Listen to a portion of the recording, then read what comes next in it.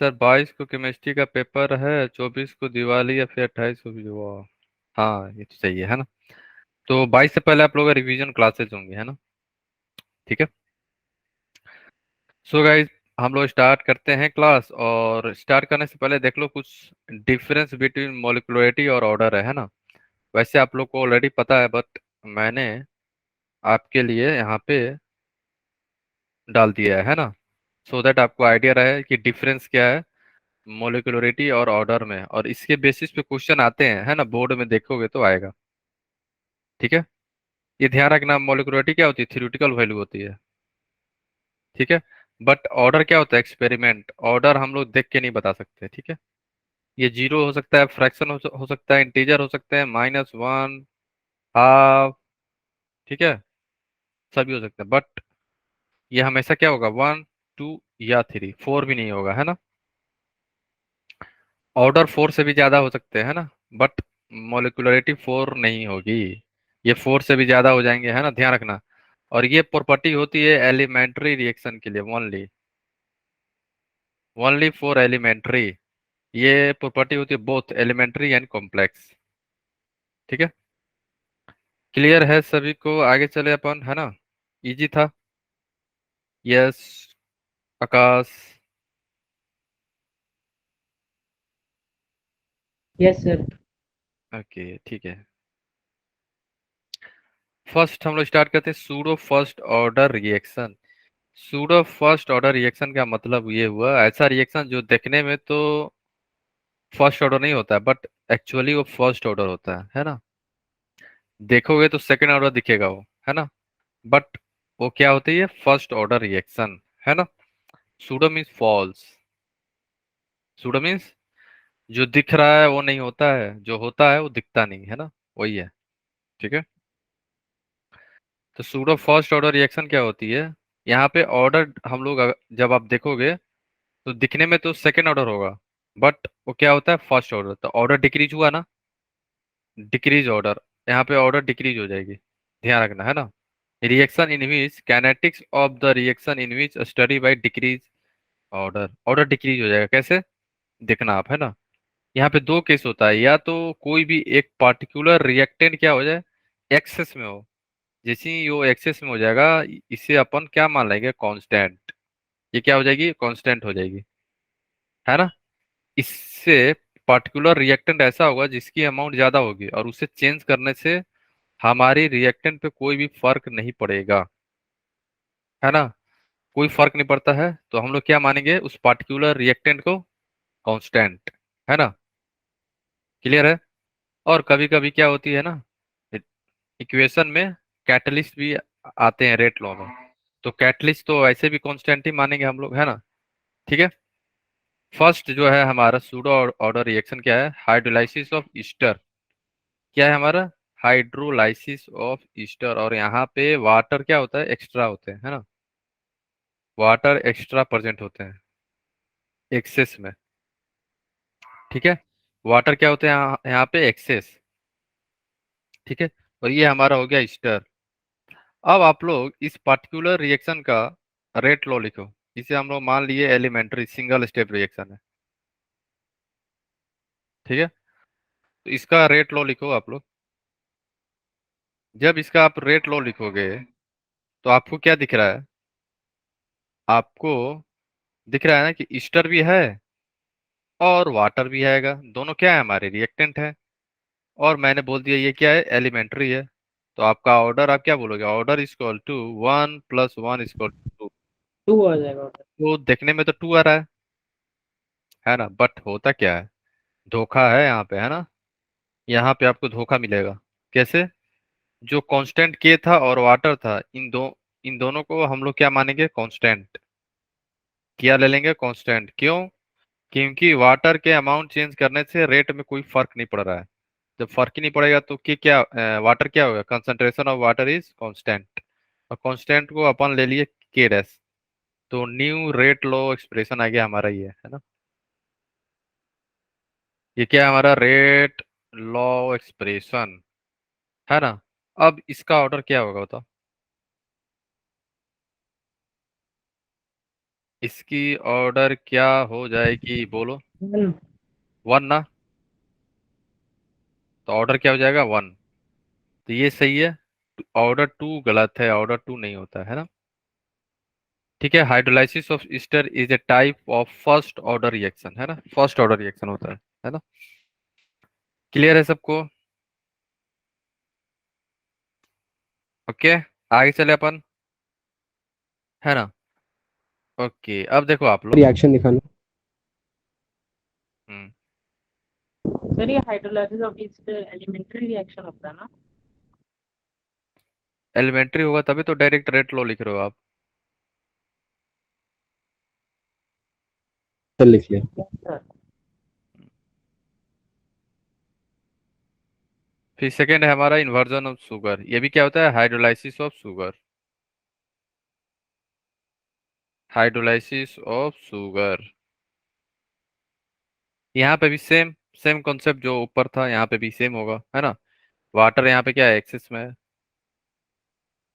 Access में है तो अपन इसकी जो वैल्यू होगी, यहाँ पे तो वन और वन दिख रहा है, ऑर्डर क्या दिख रहा है यहाँ पे, order one plus one equal to two. But two होता नहीं है, क्यों? क्योंकि ये जो है हमारा कांस्टेंट है, टाइप ऑफ कांस्टेंट, ये क्या है, हमारा कांस्टेंट है। ठीक है, और कांस्टेंट को अपन यहाँ पे के डैश मान रहे हैं, है ना। तो ऑर्डर क्या हो जाएगा यहाँ पे, ऑर्डर हमारा हो जाएगा वन। ठीक है, तो हाइड्रोलाइसिस ऑफ केन शुगर, या इसे अपन बोलते हैं सुक्रोज। क्या बोलते हैं हम लोग, सुक्रोज। ठीक है ना, फाइन। किसी को कहीं पे कुछ भी डाउट है, एनीवन बोलो, आगे चले अपन, है ना। अब देखो आप लोग, अब हम लोग स्टार्ट करते हैं, temperature dependence on rate and rate constant पे, कैसे टेम्परेचर पे डिपेंड करता है ना। देखो, रेट बढ़ाने से temperature rate constant, rate of reaction जो होगा बढ़ेगा, है ना। On increasing temperature rate of reaction increases, ये तो पता है ना सबको, रेट बढ़ जाएगी। और एक चीज जो इंपॉर्टेंट है हमारे लिए, क्या होता है, on increasing temperature by 10 degree Celsius rate of reaction increase by 2 to 3 times. 2 to 3 times हो जाता है, मतलब 2 टाइम्स भी होगा, 3 टाइम्स भी होगा, 2.5 टाइम्स भी होगा, 2.1 टाइम्स भी होगा, 2.8 भी होगा, 2.9 भी हो सकता है, 2.7 भी हो सकता है ना। ये आपको मेंशन रहेगा क्वेश्चन में, है ना। और इसे हम लोग क्या बोलते हैं, टेम्परेचर कोफिशिएंट। क्या बोलते हैं अपन, टेम्परेचर कोफिशिएंट, इसी को अपन बोलते हैं टेम्परेचर कोफिशिएंट। ठीक है, अब आप लोग ये बताओ, अगर आप यहाँ पे ऐड कर दोगे 10 डिग्री सेल्सियस, तो क्या मिलेगा हमें, 35 डिग्री सेल्सियस। सपोज करो यहाँ पे रेट आर था, तो यहाँ क्या हो जाएगा बोलो, two two R, R. Twice हो गया। हुआ। फिर मैंने 10 डिग्री बढ़ा दी, तो क्या हो जाएगा, 2 आर का 4 R, 4 R. +10 R, +10 degree Celsius, तो क्या हो जाएगा यहाँ पे, 8 आर। 8 hours. हम्म। ठीक है, तो इसका तो फॉर्मूला भी होता है, कैसे फाइंड करेंगे देखो, एट T1 डिग्री सेल्सियस पे रेट हमारा R1 है, रेट कांस्टेंट हमारा K1 है। एट T2 डिग्री सेल्सियस पे रेट हमारा R2 है, और रेट कांस्टेंट हमारा K2 है। तो ये हमारा फॉर्मूला बनता है, R2/R1 equal to K2/K1 is equal to mu to the power delta T divide by 10। यहाँ पे म्यू क्या है, टेम्परेचर कोफिशिएंट। म्यू होता है हमारा टेम्परेचर कोफिशिएंट। ठीक है, एक चीज ध्यान रखना, अगर टेम्परेचर कोफिशिएंट नहीं दिया हो तो हम लोग कंसीडर करते हैं टू, नोट में लिख लेना। If mu is not given, then then we should consider the value of mu is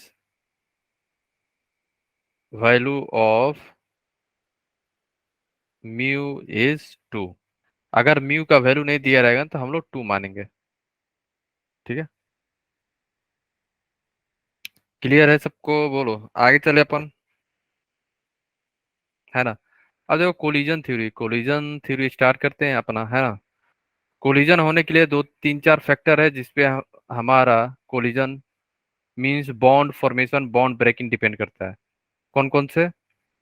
first जो है हमारा, मॉलिक्यूल को कोलाइड होना चाहिए। मॉलिक्यूल कोलाइड करेगा तभी तो बॉन्ड ब्रेक होगा, बॉन्ड फॉर्मेशन टेक प्लेस होगा। सेकंड, मिनिमम एनर्जी होना चाहिए, काइनेटिक एनर्जी कोलाइड करने के लिए, है ना। मिनिमम काइनेटिक एनर्जी होना ही चाहिए, है ना, सो दैट कोलिजन के बाद बॉन्ड ब्रेकिंग हो। सी क्या है? प्रॉपर ओरिएंटेशन होना चाहिए। ये तीनों चीज इंपॉर्टेंट है कोलिजन थ्योरी के लिए, है ना। जितने भी कोलिजन होते हैं, सभी कोलिजन जो है बॉन्ड फॉर्मेशन नहीं कर पाएंगे, है ना। ऐसा नहीं होता है कि जितने भी मॉलिक्यूल कोलाइड हो रहे हैं सब को जो है बॉन्ड बॉन्ड बनाएंगे, ऐसा नहीं है, है ना। ठीक है, मान लो कि एक मॉलिक्यूल ए है और हमारा मॉलिक्यूल बी है, ठीक है, और दोनों क्या है, प्रॉपर ओरिएंटेशन में भी हैं और दोनों कोलाइड भी कर रहे हैं, बट इनकी काइनेटिक एनर्जी काफी कम है। अगर काइनेटिक एनर्जी कम है तो कोलिजन के बाद भी प्रॉपर इम्पैक्ट भी होना चाहिए ना। प्रॉपर इम्पैक्ट अगर नहीं होगा तो ये बॉन्ड नहीं बनेगा, ध्यान रखना। ठीक है, तीनों चीज होनी चाहिए, प्रॉपर ओरिएंटेशन होना चाहिए, काइनेटिक एनर्जी भी दोनों के पास होना चाहिए, है ना। ए बी जो हमारे रिएक्टेंट स्पीसीज है, दोनों के पास काइनेटिक एनर्जी भी होना चाहिए, है ना। तभी तो प्रॉपर इम्पैक्ट के साथ कोलाइड करेंगे और बॉन्ड फॉर्मेशन होगा। ठीक है, अगर काइनेटिक एनर्जी नहीं रहेगी तो कैसे कोलाइड करेंगे दोनों, है ना। तो सारी चीजें होनी चाहिए, है ना, ध्यान रखना। ओके, और collision theory, according to collision theory क्या होता है, the reactant molecule are assume to be hard sphere. देखो, कोलिजन थ्योरी में हम लोग रिएक्टेंट को हार्ड स्फीयर मानते थे, हार्ड स्फीयर मानते हैं, है ना। और यहाँ पे रिएक्शन कब होगा? जब मॉलिक्यूल कोलाइड होंगे एक दूसरे से, है ना। रिएक्शन कब होगा? जब मॉलिक्यूल एक दूसरे से प्रॉपर ओरिएंटेशन के साथ, with sufficient kinetic energy, proper impact के साथ जब टकराएंगे तभी तो रिएक्शन होगा। ठीक है, यही था। ठीक है, इसी को अपन बोलते हैं कोलिजन थ्योरी, है ना।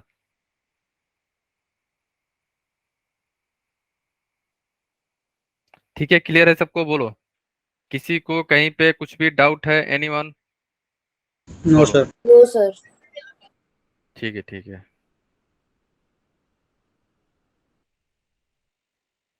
हाँ, यस विवेक, हम लोग देखेंगे वहां पे फ्रैक्शन ऑफ मॉलिक्यूल इंक्रीज हो जाते हैं। ठीक है, आगे चलते हैं हम लोग। Number of collision between reacting molecule take part per unit volume is called collision frequency. Number of collision between the reacting molecule taking part per unit volume is called collision frequency. उसको हम लोग क्या बोलते हैं? Collision frequency बोलते हैं। कितने number of time जो है हमारा रिएक्टिंग स्पीसीज जो है कोलाइड कर रहे हैं एक दूसरे से। ठीक है, नंबर ऑफ सर कोलिजन, उसी समझ को हम नहीं लोग आया। बोलते हैं। इसका मतलब ये हुआ कि number of collision between reacting species, मान लो ए है और बी है, ठीक है। Yes sir. अगर यहाँ पे केवल एक ही नहीं ना है, मान लो बहुत ज्यादा होंगे रिएक्टिंग मॉलिक्यूल, तो ये कितने बार टकरा रहे हैं एक दूसरे से, फ्रीक्वेंसी वही होता है ना। Yes sir. फ्रीक्वेंसी का मतलब क्या होता है? पर सेकेंड या एक सेकेंड में कितने बार वो टकरा रहे हैं, है ना। जैसे यहाँ पे पर यूनिट वॉल्यूम है, एक वॉल्यूम में कितने बार ये टकरा है, नंबर ऑफ टाइम्स जो है, कितना कोलिजन हो रहा है ए बी के बीच में, उसी को हम लोग बोलते हैं कोलिजन फ्रीक्वेंसी, है ना। कोलिजन फ्रीक्वेंसी भी होना चाहिए ना, आए सर और एक बार कोलिजन टकराए सर कोलिजन तो एक ही बार होगा, रिएक्शन हो जाएगी, लेकिन कितनी बार टकराएगा इसका क्या मतलब हुआ? ऐसा कोई जरूरी है क्या कि एक, ऐसा कोई जरूरी थोड़ी है कि एक बार टकराया बॉन्ड और बॉन्ड ही ब्रेक हो जाएंगे। Yes sir. ऐसा तो है नहीं, और आप ये ना सोचो केवल ए और बी है। ए के ओके भी सर अपने समझ। छोटे छोटे छोटे छोटे बहुत होंगे, बी के भी होंगे बहुत, है ना। Yes sir. है ना। ऐसा यस नहीं है सर। कि ए और बी दिख रहा है तो केवल ए और बी है, नहीं ऐसा नहीं है ना। तो जितने ज्यादा टकराएंगे एक दूसरे से उतना बॉन्ड बनने की चांसेस हाई रहती है। ठीक है, ऐसा नहीं है कि सब टकरा रहे हैं तो सब बॉन्ड ही बनाएंगे, नो, ऐसा कोई नहीं, रूल नहीं है ना। क्योंकि वहां पे भी एक मिनिमम एनर्जी चाहिए, क्योंकि हम लोग थ्रेशोल्ड एनर्जी को पार करेंगे तभी तो बॉन्ड बनेगा। Yes sir. थ्रेशोल्ड एनर्जी तो पार करोगे तभी तो बनेगा ना। तो ऐसा नहीं है कि जितने भी कोलिजन हो रहे हैं सब बॉन्ड ही बनेंगे, नहीं, ऐसा कुछ नहीं। ठीक है, कुछ yes sir. Fraction of molecule जो है बॉन्ड पार्टिसिपेट करते हैं प्रोडक्ट फॉर्मेशन में, सभी नहीं कर पाते। क्यों? क्योंकि सबके पास उतना मिनिमम एनर्जी नहीं होता है ना। ठीक है, according to collision theory. Okay, आगे चले अपन, है ना। ठीक है, जैसे यहाँ पे बोल भी रहा है कि जो भी स्पीसीज होंगे ना, only those collision in which colliding species are associated with certain minimum amount of energy. कुछ एनर्जी होना चाहिए कोलिजन से पहले, तभी वो लोग क्या बॉन्ड बनाने के में हेल्प करेंगे। ठीक है, yes and sir. Collide in proper orientation, अगर ओरिएंटेशन ही प्रॉपर ना हो तो कोलिजन का जो इम्पैक्ट है वो अच्छा नहीं होगा ना। ठीक है, तो रिजल्ट इन प्रोडक्ट फॉर्मेशन, अगर मान लो कि ए है यहाँ पे और बी ऐसे है और दोनों टकराए तो सही, बट ऐसे टच करके निकल गए तो ये प्रॉपर ओरिएंटेशन कोलिजन नहीं है ना।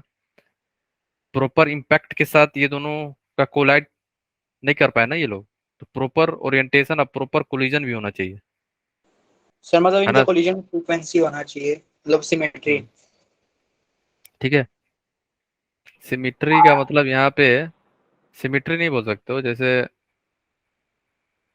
एक, जैसे आप देखो रियल। एसएन टू रिएक्शन में, याद है आप लोगों को, जैसे yes sir. C H three B R है यहाँ पे, है ना। तो एक तरफ से निकलता था, एक तरफ से दूसरा बॉन्ड आता था ऐसा हाँ, तो ये जो है, ये क्या आप सोच रहे हो ऐसे करेगा अटैक? नहीं, कुछ। क्योंकि यहाँ पे होता है repulsion, electron electron repulsion. Hello sir. Proper orientation क्या हो जाएगा फिर नमस्ते, Radhe O H Radhe. Mine, Radhe Radhe. यहाँ पे बैक साइड से रिएक्ट, ये क्या करेगा, अटैक करेगा सी एच थ्री पे, और यहाँ पे बी आर निकलेगा, तो इसी को हम लोग बोलते हैं प्रॉपर ओरिएंटेशन। Yes sir. ठीक है, इसी को यस बोलते हैं सर, आ गया। प्रॉपर ओरिएंटेशन, है ना। ऐसा नहीं है कि ओएच यहाँ से सामने से अटैक कर रहा है तो नहीं बन पाएगा, है ना। क्लियर है, किसी को डाउट है यहाँ तक, कहीं पे कुछ भी डाउट है पूछो। सर रियलिटी में मॉलिक्यूल ऐसा नहीं करते ना। कोलिजन ही होता है, रियलिटी में कोलिजन ही होता है। सर मतलब ये एक्सपेरिमेंटल थ्योरी है, कौन सा? ये कोलिजन थ्योरी। कोलिजन थ्योरी जो है, मॉलिक्यूल एक दूसरे से कोलाइड ही होते हैं। हाँ यस सर, तभी तो रिएक्शन होती है। हाँ, तभी होगा, ऐसे नहीं होता है ना। ओके सर, आगे चलिए। आगे चले अपन, किसी को डाउट है एनीवन? जीओसी देखो, हाँ, इसके बाद अपन शायद बायोमोलिक्यूल स्टार्ट करें, विथ योर हाई डिमांड हम लोग बायोमोलिक्यूल स्टार्ट करेंगे। यस सर, बायोमोलिक्यूल्स करवा दीजिए, उसमें बायोलॉजी का बहुत पोर्शन है, ये डीएनए आरएनए, ये समझ ही नहीं आता। Yes, sir. और डीएनए आरएनए में तो बस रटना है। सर रटना है, उसमें अजीबोगरीब नाम होते हैं, उसके अलावा उनके स्ट्रक्चर्स फिर। अच्छा, और कार्बोहाइड्रेट सबको आता है कार्बोहाइड्रेट? यस सर, कार्बोहाइड्रेट एक नंबर का है, समझ भी आ गया था अच्छे से एक बार में तो। ओके, लेकिन आप दोबारा से करवा दीजिएगा, एक बार रिवीजन हो जाएगा ना, क्योंकि हमारे एग्जाम्स भी पास ही है। ठीक है, ठीक है, तो इसके बाद अपन बायोमोलिक्यूल ही पढ़ेंगे, है ना। काफी बच्चे यस सर सर। मैथ वाले को एक चैप्टर ही नहीं देना चाहिए। सर मैथ वाले को ये चैप्टर नहीं देना चाहिए, अच्छा हाँ, ये जो है Yes. ट्वेल्थ में है ना, तो वैसे भी आपको आरएनए डीएनए से क्वेश्चन बहुत कम आएंगे, ये भी जाना है ना। यस सर, उस चैप्टर की कमी वेटेज है शायद। जो क्वेश्चन आएंगे सब कार्बोहाइड्रेट से ज्यादा आते हैं। विटामिन से आएंगे तो और वो सर आपको कैसे हो याद आप? करना पड़ेगा। हाँ बढ़िया, आप कैसे हो? बढ़िया, बस राधे की कृपा है। ठीक है, अब देखो एनर्जी बैरियर क्या, एनर्जी सर अभी बैरियर आपने क्या करवाया, मेरा थोड़ा ना यहाँ पे नेटवर्क प्रॉब्लम चल रहा है इन माई हम लोकेलिटी। लोगों ने एक तो फर्स्ट सूडो ऑर्डर कंप्लीट कर लिया, कोलिजन थ्योरी देख लिया, टेम्परेचर डिपेंडेंट देख लिया हम लोगों ने, है ना। काफी चीज अपन देख रहे हैं आज, है ना। ज्यादा कुछ करा दिया सर आपने। ज्यादा कुछ नहीं, 2-3 टॉपिक हो चुका है। सूडो फर्स्ट ऑर्डर हो सर एक बार गया। एंड में बस 10 मिनट का ब्रेक लेके एक बार आप जल्दी से रिकैप करवा दोगे? हाँ हाँ, जरूर कराएंगे, है ना। ठीक है। Okay, thank you very much sir. ठीक है, अब अपन स्टार्ट करते हैं एनर्जी बैरियर। देखो, एनर्जी बैरियर क्या होता है, कुछ मिनिमम एनर्जी की रिक्वायरमेंट होगा कभी भी बॉन्ड बनने के लिए। बॉन्ड बनने का मतलब प्रोडक्ट बनने के लिए, है ना। ऐसा नहीं है कि कोई आया और बॉन्ड बॉन्ड बन गया, ऐसा नहीं होता है ना। कुछ सेट ऑफ मिनिमम एनर्जी की रिक्वायरमेंट होगी तभी बॉन्ड फॉर्मेशन टेक प्लेस होगा। मींस जो मिनिमम एनर्जी बैरियर को क्या बोलेंगे यहाँ पे, thresh threshold hold energy. Energy बोलते हैं अपन, है ना। थ्रेशोल्ड एनर्जी क्या होती है, the minimum energy required by the reacting molecule to convert into product.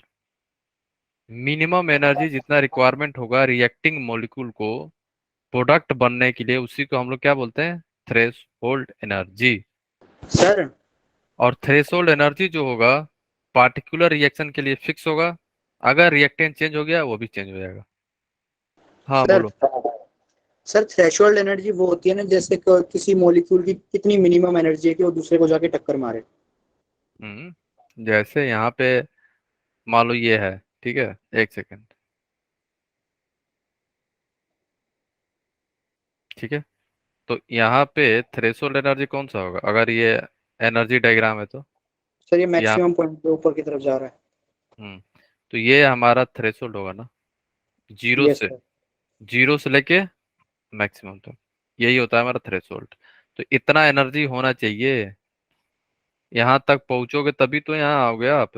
यहाँ पहुंच ही ना पाए, जा रहे हो थक गए वापस आ गए, जा रहे हो आ गए। ठीक है, यही एनर्जी को क्या बोलते हैं अपन, थ्रेशोल्ड एनर्जी। इतनी एनर्जी रहेगा तभी हम लोग क्या करेंगे, प्रोडक्ट हम बना लोग पाएंगे। बॉन्ड बना पाएंगे। ठीक है। Yes sir. ठीक है ना। आगे चले अपन, है ना। इसी को क्या बोलते हैं हम लोग, थ्रेश होल्ड एनर्जी, है ना।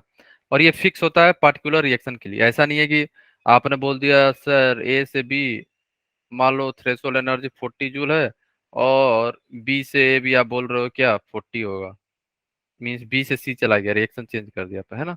बी से सी कर दिया आपने, और यहाँ पे भी बोल रहे 40 kJ। ऐसा नहीं होता है ना, अलग अलग होगा। कोई जरूरी नहीं है कि सेम भी हो सेम नहीं भी हो, है ना। ठीक है, रिएक्टिंग स्पीशीज चेंज होगा तो थ्रेशोल्ड एनर्जी भी तो चेंज हो सकता है ना। ठीक है। यस सर, हर एक मॉलिक्यूल की अलग एनर्जी होगी। हाँ क्या पता वो पहले से ही एनर्जी उसके पास हो। हाँ। ठीक है। सर हाँ, थ्रेशोल्ड एनर्जी कैटलिस्ट से चेंज होती है? कैटलिस्ट से कोई इफेक्ट पड़ता है? एक्टिवेशन एनर्जी कम होता है ना, yes threshold sir. Activation energy को कम कर देता है ना। Yes sir. तुम्हारा कैटलिस्ट जो है एक्टिवेशन एनर्जी को कम कर देता है। सर अगर आपने वो ग्राफ करवा दिया है तो उसमें हाइड्रेशन एंथैल्पी क्या रोल था, ये समझ नहीं आया। तो अभी हुआ ही क्या है, अभी तो ग्राफ आने वाला है। सर नहीं हुआ अभी तक। नहीं नहीं, तो आने वाला है, सब आएगा, सर कराइए स्टार्टिंग हुआ है। कराइए, अभी मुझे पता नहीं था सर। ठीक है, तो थ्रेशोल्ड एनर्जी, एक्टिवेशन एनर्जी, क्या करवा कैटलिस्ट आने दीजिए। से। हाँ बोलो। कोलिजन फ्रीक्वेंसी पे मेरा सर इंटरनेट बंद हो गया था, तो उसके बाद आपने क्या क्या करवा दिया। कोलिजन के बाद तो अभी तो बस एनर्जी खत्म हो गया, एनर्जी बैरियर। एनर्जी बैरियर का means threshold energy, minimum energy required for the reacting species to convert into product. कितना मिनिमम एनर्जी चाहिए रिएक्टिंग स्पीशीज के लिए प्रोडक्ट बन फॉर्मेशन के लिए, प्रोडक्ट में कन्वर्ट हो जाए, उसी को हम लोग बोलते अच्छा, हैं थ्रेशोल्ड। और कैटलिस्ट जो है हेल्प करता है ना, एनर्जी को कम कर देता है। यस ठीक सर, है। फास्ट कर देता जो रिएक्शन। मिनिमम एनर्जी चाहिए सर वो कम कर देता है। हम्म मिनिमम एनर्जी को कम नहीं कर देता, खुद उसको एनर्जी प्रोवाइड कर देता है। एक्टिवेशन एनर्जी कम कर देता है। हम्म, ठीक है। सर ये एक्टिवेशन, एक्टिवेशन थ्रेशोल्ड, है ना, सारी चीजों को चेंज करता है ये। ठीक है, ओके, आगे चले अपन, है ना। Yes sir. अब आप लोग ये देखो, यहाँ पे अगर आपका जो एनर्जी है, सपोज करो आपका एनर्जी 10 किलो जूल है ना, और थ्रेशोल्ड एनर्जी है 20 किलो जूल, क्या कभी भी बॉन्ड बनेगा? सर नहीं बनेगा। कभी बन नहीं सकता, है ना। तो यहाँ पे भी कंडीशन फर्स्ट वही है। कंडीशन फर्स्ट में क्या बोल रहा है कि जो रिएक्शन की एनर्जी है, ये क्या है हमारा? सर मिनिमम एनर्जी अटेन नहीं रिएक्टेंट। कर पाए। रिएक्टेंट की जो एनर्जी है, ये हमारा क्या है? थ्रेशोल्ड, टीएच लिख लो यहाँ पे, है ना। थ्रेशोल्ड एनर्जी जो है ज्यादा है यहाँ पे। अगर ये ज्यादा है तो कभी बॉन्ड बनेगा नहीं, कभी बॉन्ड नहीं बन सकता, है ना। ठीक है, ये क्या है हमारा? थ्रेशोल्ड। थ्रेशोल्ड एनर्जी है ये, है ना। अगर थ्रेशोल्ड होल्ड एनर्जी ही ज्यादा हो जाए तो कभी प्रोडक्ट बन ही नहीं बनेगा, है ना, ध्यान रखना। ओके, ठीक है, आगे चल अपन। सिमिलरली अगर रिएक्टेंट की एनर्जी जो है, रिएक्टेंट की एनर्जी और थ्रेशोल्ड एनर्जी के बराबर हो जाए या उससे ज्यादा हो जाए तो बॉन्ड बनने की चांसेस हाई हैं।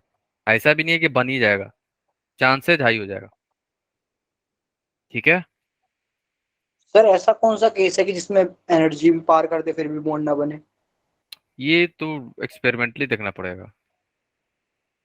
ऐसा थोड़ी है कि जितने भी कोलिजन हो रहे हैं परफेक्ट इम्पैक्ट, मतलब परफेक्टली कोलिजन जो हो रहा है परफेक्ट तरीके से, क्या सभी बॉन्ड ही ओरिएंटेशन, बनाते थोड़े हैं? ऐसा थोड़ी है। ओरिएंटेशन का काम आ जाता है इसमें फिर। हाँ, बहुत सारा चीज फैक्टर काम करता है ना अंदर से, तो ऐसा कुछ है नहीं, है ना। Yes sir. कोलिजन फ्रीक्वेंसी वगैरह। बहुत सारा चीज काम करता है ना यहाँ पे। तो ये टीएच क्या है हमारा? थ्रेशोल्ड। तो याद रखना, अगर ये बोल सकते हो ना कि चांस है उसका क्या बॉन्ड बनाने का, अगर रिएक्टेंट एनर्जी जो है बराबर हो जाए थ्रेशोल्ड से या उससे ज्यादा हो जाए तो बॉन्ड प्रोडक्ट बनने की चांसेस हाई है। चांस क्या होगा? हाई होगा। ठीक है, अब देखते हैं हम लोग, एनर्जी बैरियर हो गया, अब हम देखते हैं ओरिएंटेशन बैरियर। बहुत सारा बैरियर होता है ना।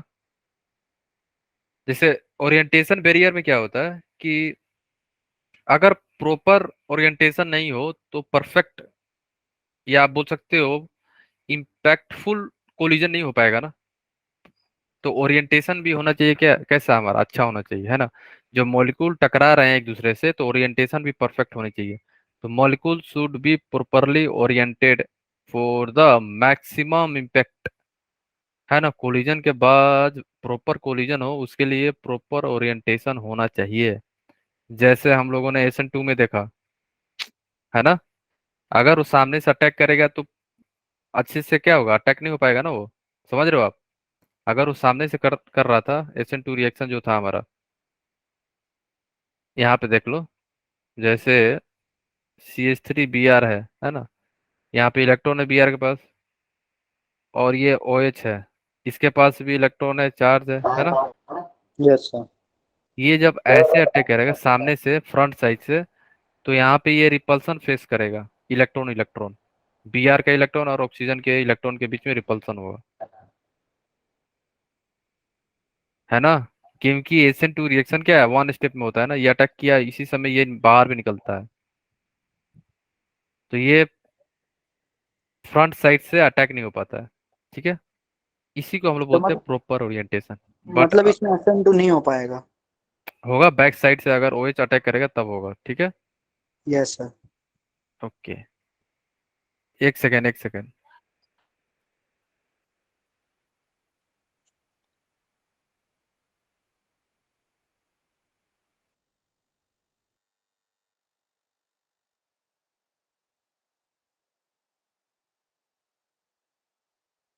Catalysts do not change the equilibrium of the atom but help in the हाँ हाँ, यस कृष्णा। सर एक बार बता दीजिए, एक्सप्लेन कर दीजिए, एनसीईआरटी में लिखा हुआ था, ये समझ नहीं आया। तो इसका मतलब ये है कि catalyst do not change the equilibrium, के को थोड़ी चेंज करता है वो, टाइम लेकिन से उसको मतलब है ना। फास्टर कर देता है। देखो, टाइम को चेंज करता है ना। मान लो जो 2 दिन में होना चाहिए वो एक दिन में हो रहा है। ठीक है, मतलब हो ही रहा है काम, तो वो सर clear हो जिस गया वहाँ पे। कंसंट्रेशन पे इक्विलिब्रियम आ रहा था अभी भी कैटलिस्ट के बाद उसी कंसंट्रेशन पे आएगा। ऐसा थोड़ी है कैटल तुम चेंज ही कर दिए पूरा चीज। सर बस यस सर, टाइम का लेकिन डिफरेंस होगा ना, टाइम जल्दी हो जाएगा। हाँ बस। अच्छा आप सोच रहे हो कैटलिस्ट डाल डाल के आप कंसंट्रेशन बढ़ा रहे हो बैठ के। अरे नहीं सर, कैटलिस्ट कहाँ कंसंट्रेशन बढ़ाएगा, वो इक्विलिब्रियम जल्दी ला देगा, इसका मतलब बस ये है। है ना। आप सोच लो कि आपको जाना है हम्म, राजीव राजीव चौक से उत्तम नगर। सर कोई कहीं जा नहीं रहा है जाना है ना। बाइक से, है ना। किसी को बाइक से जाना है, कोई बोलेगा नहीं नहीं मैं तो मेट्रो से जाऊंगा। तो मेट्रो वाले पहले पहुंच जाएंगे, बाइक वाले जाम में फंसते जाएंगे। सही ठीक है। बात है सर, एक बार।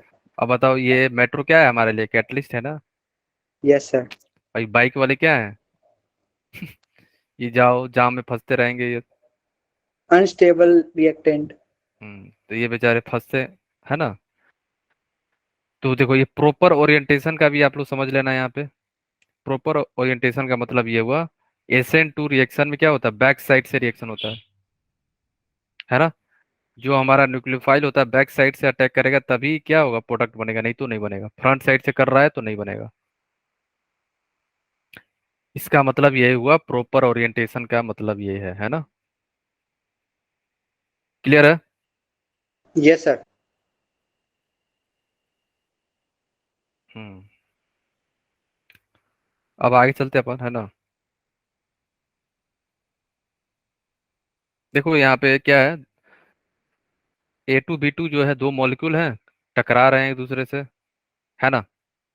इन लोगों ने टकराया और यहाँ पे क्या हो रहा है, ये कोलिजन होने वाला है। दोनों आ रहे हैं, कुछ मिनिमम काइनेटिक एनर्जी होगा, दोनों टकराए और ये बॉन्ड, यहाँ पे क्या हो रहा है, बॉन्ड ब्रेकिंग। ये क्या हो रहा है, बॉन्ड ब्रेकिंग हो रहा है यहाँ पे। और वहाँ बॉन्ड बॉन्ड, फॉर्मेशन। ये बॉन्ड ब्रेक हो रहा है और ये बॉन्ड फॉर्मेशन हो रहा है। मतलब ये SN1 मैकेनिज्म फॉलो करता है। कौन बोल दिया। मतलब वैसा ही सर, वैसे रिजेम्बलेंस नहीं वैसी है। नहीं नहीं नहीं नहीं। अच्छा, ओ हो, एक सेकेंड, 1 सेकेंड, 1 सेकेंड, कब समझ गया। अगर आप ये बोल रहे हो तो यहाँ पे क्या ये SN2 है, क्या ये यहाँ पे नहीं हो रहा है, ट्रांजिशन स्टेट है ये। आप लोग जनरलाइज कर लेते हो कोई भी चीज को, है ना। सर वो एक बार पढ़ा होता तो दिमाग में छप जाता है, फिर कहीं भी वैसा दिखे तो वही आ जाता है फिर। हाँ तो लेकिन ऐसा होता नहीं है ना। जैसे ये अटैक कर रहा है देखना, यहाँ पे भी यही आएगा जो आप बोले हो अभी। जैसे यहाँ पे ये अटैक किया, ये यहाँ जा रहा है, तो क्या ये टूट के चला गया क्या ये। अब बीच में C3, ऐसे थोड़ी है, नहीं। ट्रांजिशन स्टेट आएगा यहाँ पे, है ना। जैसे ही टूट रहा है तो ये बॉन्ड बनना स्टार्ट हुआ, यस सर। ठीक है। और यहाँ पे बॉन्ड ब्रेकिंग स्टार्ट हो जाएगा। अब बोलो, यस ये भी बोल दोगे आप SN2 है, सर, SN2 ही तो है ये वाला मीन्स ये। SN1 है। हाँ मीन्स SN1 बोल दोगे इसको आप। सर नहीं बोल, SN1 है ना ये। SN1 कैसे बोल सकते सर, वो आगे से निकल रहा है, पीछे से जुड़ रहा है। नहीं नहीं मतलब ये जो स्टेप है इसको देख के। सर सेम टाइम में हो रहा है नहीं ना ये ना। तो। हाँ तो नीचे तो वाला भी वहां सेम पे ही भी टाइम में जो, हो रहा है। हाँ तो वहां पे भी ना ट्रांजिशन स्टेट में हमेशा बॉन्ड ब्रेकिंग और बॉन्ड फॉर्मेशन टेक प्लेस होता है ना।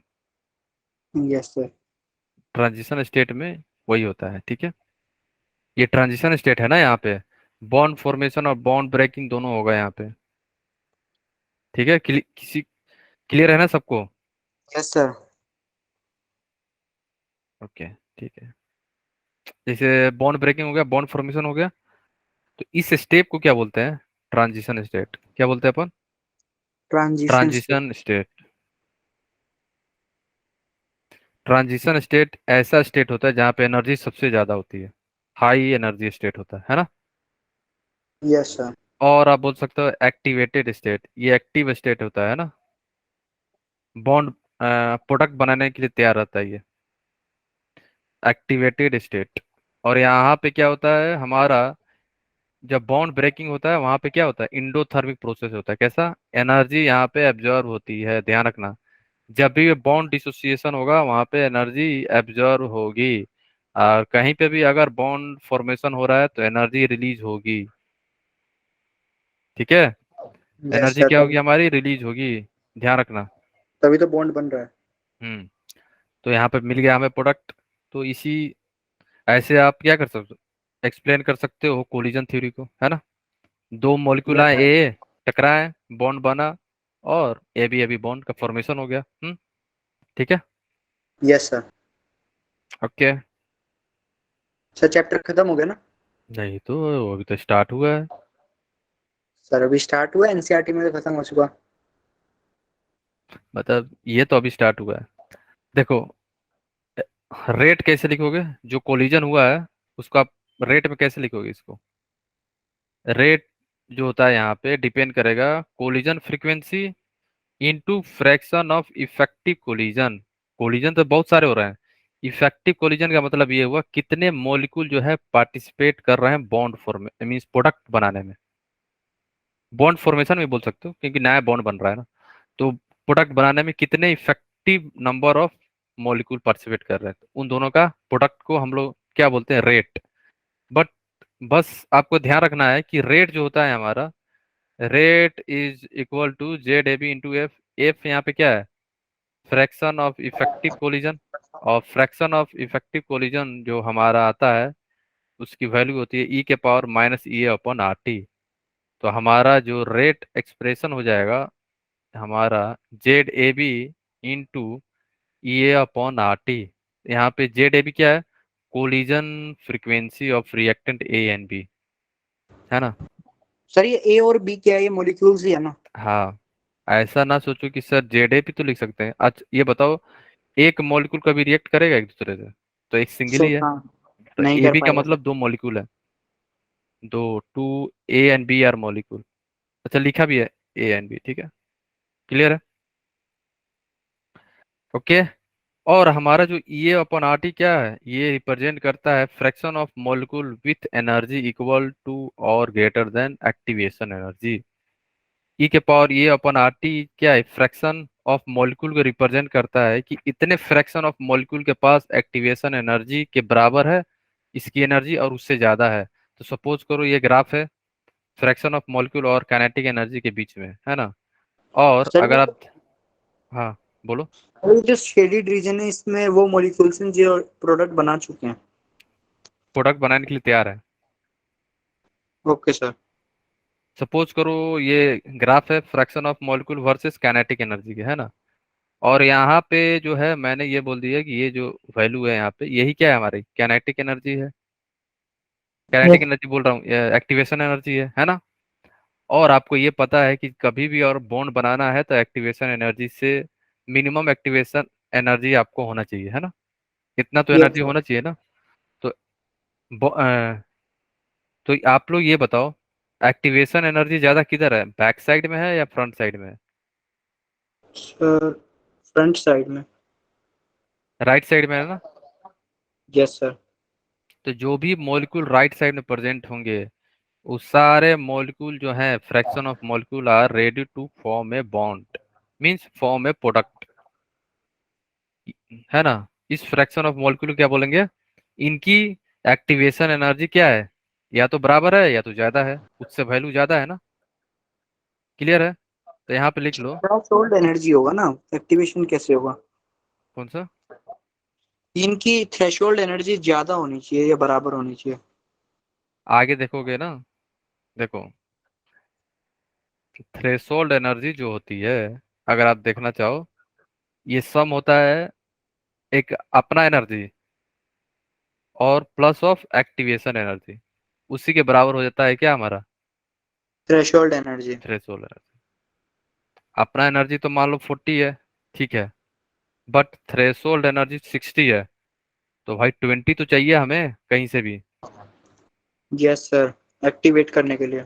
तब तो 20 कहाँ से मिलेगा हमें, 20 को ही हम लोग क्या बोलते हैं, एक्टिवेशन एनर्जी। Activation energy. ठीक है, तो जो पार्टिकुलर 20 होगा उसी को अपन बोलते हैं एक्टिवेशन एनर्जी, है ना। क्लियर है। Yes sir. ठीक है, आगे देख लेंगे विवेक, है ना, आगे आएगा, है ना। ठीक है, आगे आएगा विवेक, डिफरेंस पता चल जाएगा आपको, है ना। डिफरेंस आपको खुद पता चलेगा कि थ्रेशोल्ड एनर्जी जो होती है हम 0 से कैलकुलेट करते हैं मैक्सिमम तक, बट एक्टिवेशन एनर्जी वो नहीं होती है ना। ठीक है, जैसे तो यहाँ पे है। एक्टिवेशन एनर्जी तो रिएक्टेंट को एक्टिवेट करने के लिए होती है, क्योंकि ताकि वो थ्रेशोल्ड एनर्जी अटेन कर सके। हाँ अटेंड कर पाए, क्योंकि देखो हर किसी के पास कुछ ना कुछ एनर्जी होता है ना। आपके पास भी कुछ होगा एनर्जी, किसी के पास ज्यादा होगा। जिसके पास जितने ज्यादा एनर्जी होती है वो उतने कूदे फानते रहेंगे इधर उधर, है ना। अनस्टेबल रहेंगे वो तो। हाँ ठीक है, कभी इधर जाएंगे कभी उधर जाएंगे, है ना। तो यही होता है ना, ठीक है, समझ गया ना। तो यहाँ पे जो फ्रैक्शन ऑफ मॉलिक्यूल जो है, जिनकी एक्टिवेशन एनर्जी जो है ज्यादा है या उसके बराबर है, यही इतने ही फ्रैक्शन ऑफ मॉलिक्यूल क्या है, रेडी है प्रोडक्ट बनाने के लिए। इनके पीछे वाले नहीं, इधर नहीं, इधर कुछ भी नहीं है, इधर नहीं बना पाएंगे। ठीक है, सर क्लियर इधर है। तो प्रोसेस हो रहा है ना। हम्म इधर तो खुद ही कम है ना इनकी value, yes sir. Activation energy कम है ना इनकी। बैक साइड में नहीं हो पाएगा क्योंकि एक्टिवेशन एनर्जी की वैल्यू कम है इनका। ये फ्रैक्शन ऑफ मॉलिक्यूल जो यहाँ पे है, इनकी एक्टिवेशन एनर्जी मींस इनकी जो वैल्यू है एक्टिवेशन एनर्जी से कम है। एक्टिवेशन एनर्जी इतना नहीं है इनकी एनर्जी। ठीक है, सर इस जो आपने ग्राफ बनाया है, इसमें तो एक्टिवेशन एनर्जी थ्रेशोल्ड एनर्जी के ही बराबर है ना, क्योंकि ओरिजिन से ही चल रहा है ये ग्राफ तो शायद। थ्रेशोल्ड थ्रेशोल्ड वाला आगे देखेंगे हम लोग। Okay sir. ठीक है, अभी यहाँ पे देख लो। तो यहाँ पे जो होगा, यहाँ पे लिख लो fraction of molecule, fraction of molecule having activation energy greater than activation threshold having greater than, एक second, fraction of molecule having energy greater than activation energy और इक्वल टू। ग्रेटर देन और इक्वल टू एक्टिवेशन एनर्जी, है ना। ठीक है, और यही fraction of molecule जो है रेडी है प्रोडक्ट बनाने के लिए, पीछे वाले नहीं, है ना। Yes sir. ठीक है, और कभी कभी ऐसा नहीं है कि सभी कोलिजन जो हो रहा है ना वो तो प्रोडक्ट बनाएगा, ऐसा भी नहीं होता है। प्रॉपर ओरिएंटेशन भी है फिर भी नहीं बनाएगा, प्रॉपर एनर्जी है फिर भी नहीं बनाएगा। कभी कभी स्टेरिक फैक्टर भी काम करता है। याद आया, SN2, बोलो, यस सर। है ना। S N yes two sir. Reaction में स्टेरिक हिंड्रेंस अगर हो जाए, मान लो ये हो गया स्टेरिक फैक्टर, देख लो, है ना। वो आ ही और नहीं पाएगा ऐसे दे, जिसको रिएक्ट करना है। ठीक है, स्टेरिक फैक्टर यहाँ पे BR आ गए। अब बताओ ये OH आएंगे तो बेचारा नहीं कहाँ आ से आए, पाएंगे। ये बोलेगा सर भागो यहाँ से। रिपल्शन मारेगा। ये इधर आएगा, ये भी बोलेगा निकलो यहाँ से। पहुंच ही नहीं पाएगा, इसको पहुंचना है यहाँ पे और ये पहुंच ही नहीं पाएगा, तो रिएक्शन नहीं होती SN2। ठीक है, तो स्टेरिक फैक्टर पे भी हमारी रेट डिपेंड करती है, जो कोलिजन हो रहा है उस पर डिपेंड करता है। तो मतलब यहाँ पे स्टेरिक फैक्टर मतलब स्टेरिक हिंड्रेंस ही है। हाँ, तो और क्या हो सकता है यहाँ पे, वही है ना। सर प्रोबेबिलिटी और स्टेरिक लिखा है ना, तो इससे कंफ्यूजन हो गया था। नहीं नहीं, प्रोबेबिलिटी, स्टेरिक फैक्टर का मतलब ये हुआ, क्योंकि ये भी हम लोग कंसीडर करेंगे ना रेट पे, कि रेट यस फास्ट सर। होगा या स्लो होगा। देखो ये SN1 में क्या होता था, याद है। हमारा 3 डिग्री ज्यादा हो जाता था 2 डिग्री से, फिर 1 डिग्री से। क्यों हो रहा था, क्योंकि यहाँ पे जो है, यहाँ पे स्टेरिक फैक्टर जो है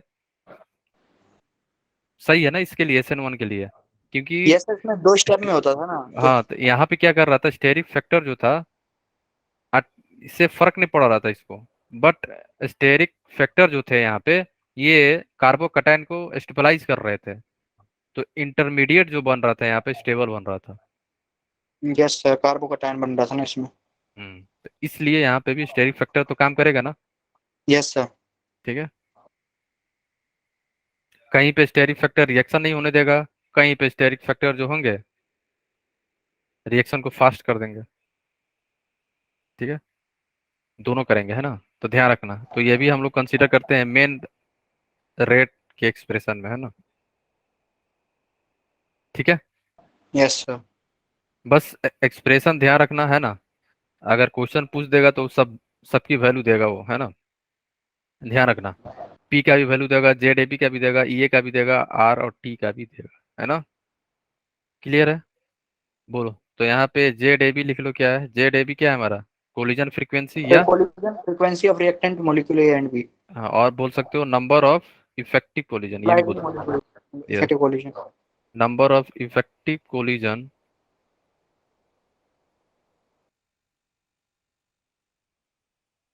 effective collision per unit volume. Volume per unit time, per unit time, है ना? कितना कोलिजन हो रही है पर यूनिट वॉल्यूम में, पर यूनिट टाइम में, है ना? जेड ए बी हो गया, और आपको पी पता ही है स्टेरिक फैक्टर, ठीक है? ओके, आगे चले अपन, है ना? क्लियर है सबको? Yes sir. ओके, एक चीज और ध्यान रखना, जैसे जैसे आप टेम्परेचर बढ़ाओगे ना, नोट में लिखना, when we increase the temperature, तो when कोलिजन we बढ़ जाएंगे तो रेट भी बढ़ जाएगी। when we increase the temperature, temperature बढ़ाने से क्या हो जाएगा? More molecule collides. more molecules are involved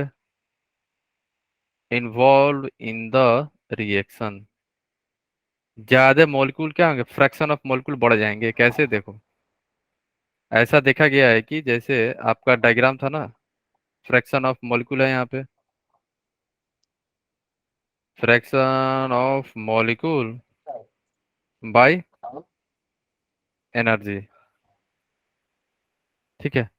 तो ये था पहले, जब टेम्परेचर आपने नहीं बढ़ाया था, फिर आपने क्या करा, टेम्परेचर बढ़ा दिया, तो ये हमारा, तो पहले जो फ्रैक्शन ऑफ मॉलिक्यूल जो थे, जो एक्टिवेशन एनर्जी जिनकी ज्यादा थी, वो बढ़ जाएंगे। देखो, मान लो ये हमारा यहाँ पे है एक्टिवेशन एनर्जी, ये है ना? पहले फ्रैक्शन ऑफ मॉलिक्यूल जिनकी एक्टिवेशन एनर्जी ज्यादा थी, यहाँ पे थे, उनकी एनर्जी क्या थी, एक्टिवेशन एनर्जी से ज्यादा थी। पहले केवल ये थे, जैसे ही आपने टेम्परेचर बढ़ाया, इतने आ गए, इतने सारे फ्रैक्शन ऑफ मॉलिक्यूल बढ़ गए। समझ गए?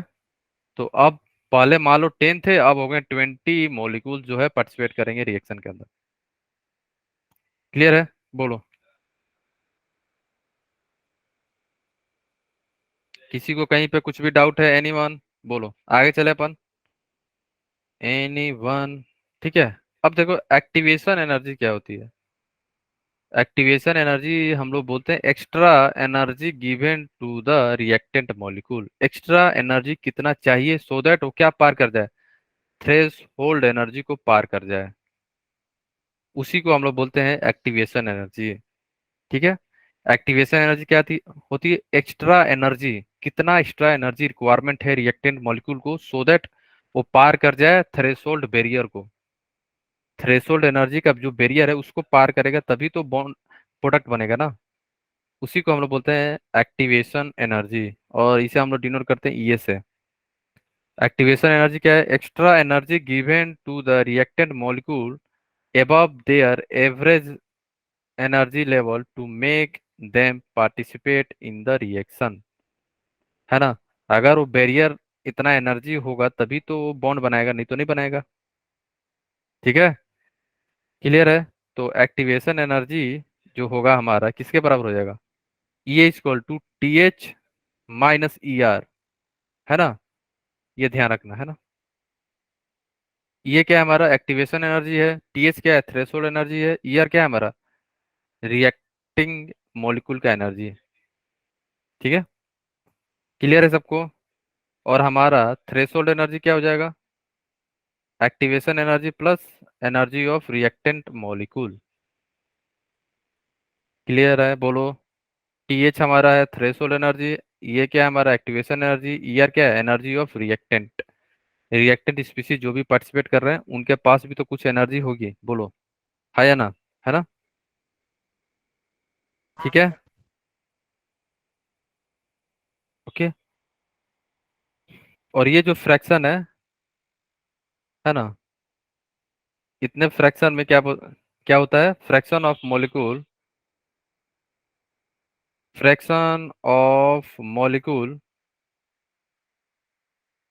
Molecule participate in the reaction. इतना ही फ्रैक्शन ऑफ मॉलिक्यूल क्या करेंगे, पार्टिसिपेट करेंगे रिएक्शन के अंदर, participate in the reaction.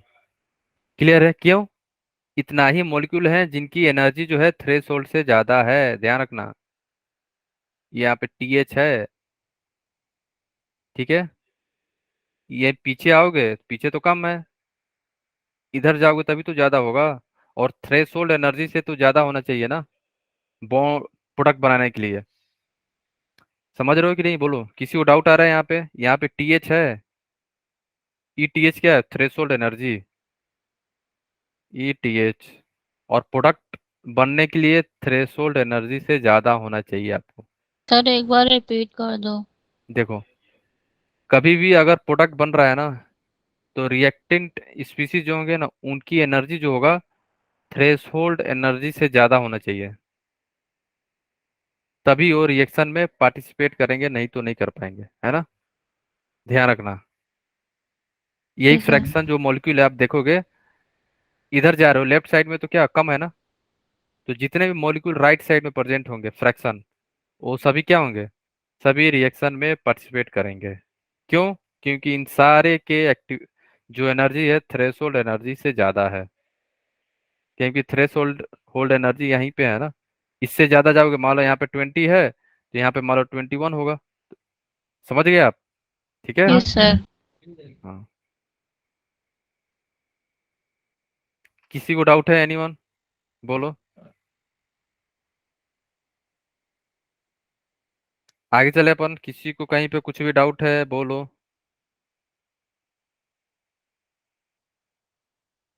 Okay, अब देखो आप लोग, ग्राफ ऑफ एक्टिवेशन एनर्जी का ग्राफ बता रहे हैं, अब आप लोग ही बताना, है ना, यहाँ पे थ्रेशोल्ड एनर्जी की कौन सी लाइन है भी या नहीं, ये बताओ। ये एनर्जी और रिएक्शन के बीच में डायग्राम है ना, ग्राफ ड्रॉ कर रहे हैं हम लोग, किसके लिए, इंडोथर्मिक के लिए, है ना। मान लो R से P जा रहा है,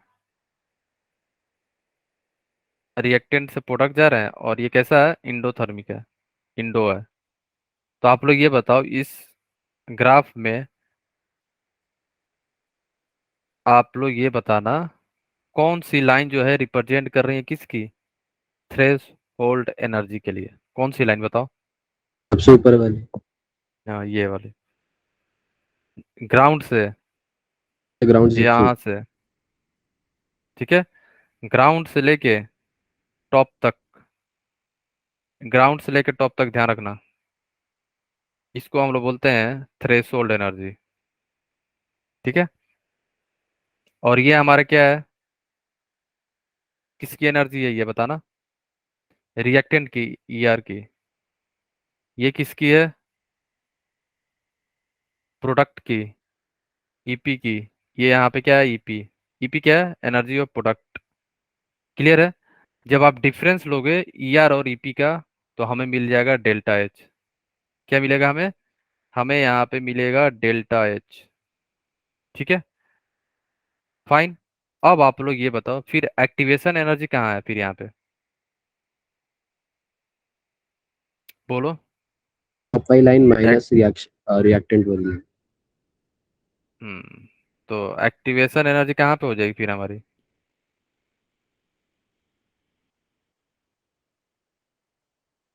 बोलो, कौन सी लाइन होगी, टॉप फर्स्ट वाली। होगी या सेकेंड वाली? फर्स्ट। फर्स्ट। फर्स्ट, सेकेंड नहीं होगी? No sir. फॉर्मूला देखो, मैंने फॉर्मूला बताया था आप लोगों को, activation energy is equal to threshold energy minus reactant energy. Reactant energy. या प्रोडक्ट में है तो प्रोडक्ट एनर्जी, प्रोडक्ट साइड में आओगे तो प्रोडक्ट की एनर्जी। तो यहाँ पे 1 और 2 दोनों ही एक्टिवेशन एनर्जी है, बस डिफरेंस क्या है, एक साइड तो रिएक्टेंट की है, दूसरी साइड किसकी है, प्रोडक्ट की है। ये तो होगी रिएक्टेंट की एक्टिवेशन एनर्जी और ये हो जाएगी हमारी प्रोडक्ट की एक्टिवेशन एनर्जी। समझ गए आप लोग? आया ना? Yes sir. ठीक Sir. है, ओके ओके। तो यहाँ पे डेल्टा एच होता है EP minus E are, product की एनर्जी माइनस रिएक्टेंट की एनर्जी, है ना। और डेल्टा एच का और रिलेशनशिप होता है, ध्यान रखना, activation energy of product mean forward forward reaction minus activation energy of backward reaction. F क्या है, फॉरवर्ड है, बी क्या है, हमारा बैकवर्ड है, ठीक है। और ये भी इंपॉर्टेंट है, ध्यान रखना, इस पे क्वेश्चन पूछे गए हैं, फॉरवर्ड माइनस बैकवर्ड से, है ना। अब आते हैं हम लोग इंडोथर्मिक में। देखो इंडोथर्मिक हो गया, एक्सोथर्मिक में अब, है ना। एक्सो में भी सेम। यहाँ पे ये बताओ हमारा एक्टिवेशन एनर्जी कौन कौन से है, कहाँ पे प्रेजेंट है? ऊपर वाला और नीचे वाला एक ही है। बोलो। फर्स्ट, सेकेंड, थर्ड, फोर्थ, कौन से है activation energy? Second or first. ठीक है, क्यों? क्योंकि अगर आप देखोगे सेकेंड और फर्स्ट ही तो है जहाँ पे threshold energy minus energy of species, reactant या प्रोडक्ट। तो हमारा जो व्हाइट वाला हो जाएगा ये पूरा, ये क्या हो जाएगा, यही हमारा हो जाएगा थ्रेशोल्ड एनर्जी, ठीक है। अब बच गया हमारे पास, ये हमारा हो गया प्रोडक्ट, ईपी हो गया, एक्सोथर्मिक रिएक्शन हो रहा है, ये हमारा रिएक्टेंट हो गया ई आर, है ना, ठीक है। और इन दोनों का डिफरेंस जो होगा हमारा डेल्टा एच हो गया, ये हमारा हो गया ई एफ, प्रोडक्ट का activation energy of backward reaction, ठीक है। तो हमारा डेल्टा एच का formula EP minus E are, और डेल्टा एच यहाँ पे भी हो जाएगा क्या, activation energy of forward reaction minus activation energy of backward reaction. और ये याद रखना, it is very very important और इससे क्वेश्चन पूछे गए हैं ना, सभी लोग ध्यान रखना, ओके, भूलना नहीं। ओके गाइस, ठीक है ना। तो नेक्स्ट क्लास में अपन यहाँ से स्टार्ट करेंगे एनर्जी प्रोफाइल डायग्राम, है ना, आरडीएस कहाँ पे है, इंटरमीडिएट, सारी चीजें, ठीक है। ओके, तो नेक्स्ट क्लास में हमारी केमिकल काइनेटिक्स खत्म, मान के चलो खत्म हो जाएगी, है ना। Okay, so let's meet in the next session. Till then, bye bye, take care and keep learning and keep smiling. किसी को डाउट है पूछो, anyone? Thank you, sir.